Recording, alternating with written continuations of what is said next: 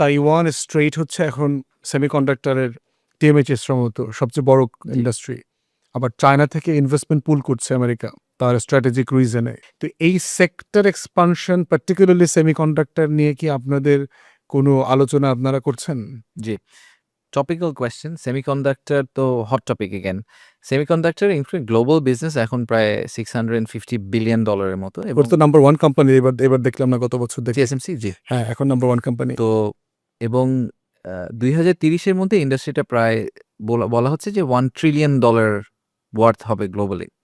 বাংলাদেশের এই মুহূর্তে সেমিকন্ডাক্টরের total industry give or take রাফলি $20 to $30 মিলিয়ন মাত্র আমাদের total export. So huge opportunity, মানে এটার কোনো এন্ডলেস, মানে ধরেন we can easily consider 100x return out of this. তো আমরা জানুয়ারির 1 তারিখে সেমিকন্ডাক্টরের জন্য একটা ন্যাশনাল টাস্ক ফোর্স করেছিলাম। আমি অ্যাকচুয়ালি চেয়ার ছিলাম সেটার। সেখানে 4টা গ্রুপ থেকে লোকজনকে নেওয়া হয়েছিল। সরকার থেকে 3 জন ছিলেন, আমি ছিলাম এনবিআর চেয়ারম্যান আর আইসিটি মিনিস্ট্রির সেক্রেটারি। একাডেমিয়া থেকে 3 জনকে নেওয়া হয়েছিল, বুয়েটের ভিসি, এমআইএসটি, এরকম করে।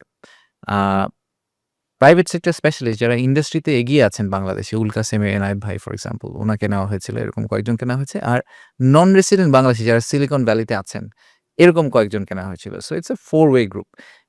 সেমিকন্ডাক্টর সাকসেসফুল হতে হলে এই প্রত্যেকটা পার্টিকে কিন্তু একটা রোল প্লে করতে হবে, তা নাহলে আমরা উইল গো নোওয়্যার।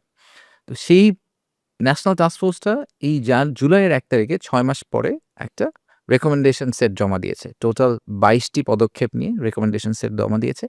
কিভাবে how can be quickly ramp up into the industry, এবং সেটা 3 ভাগে ভাগ করা। একটা হচ্ছে পলিসি ইন্টারভেনশন, একটা হচ্ছে স্কিল ডেভেলপমেন্ট, আর তৃতীয়টি হচ্ছে গ্লোবাল কানেক্টিভিটি।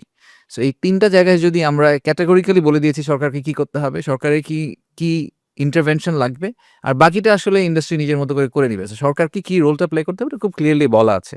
সো আমি এখন আশা করছি যে, আর এটা আসলে it's not a one day project, it's a long term exercise.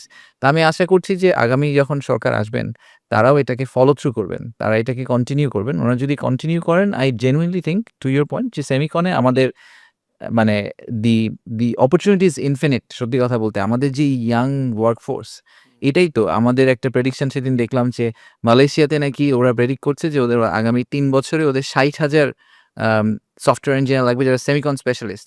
কিন্তু ওদের কোনোভাবেই হিসাবে 20,000-এর বেশি ওরা লোকালি প্রডিউস করতে পারবে না। তার মানে 40,000 তো আমরা ইজিলি বাংলাদেশ থেকে এক্সপোর্টই করতে পারি। Forget about even local industry, আমরা 40,000 ছেলে মেয়েকে ইজিলি মালয়েশিয়াতে সেমিকনের জন্য ইন্ডাস্ট্রিতে পাঠাতে। চাইনিজ মার্কেটও একই অবস্থা, হিউজ ডিমান্ড আছে সেখানে।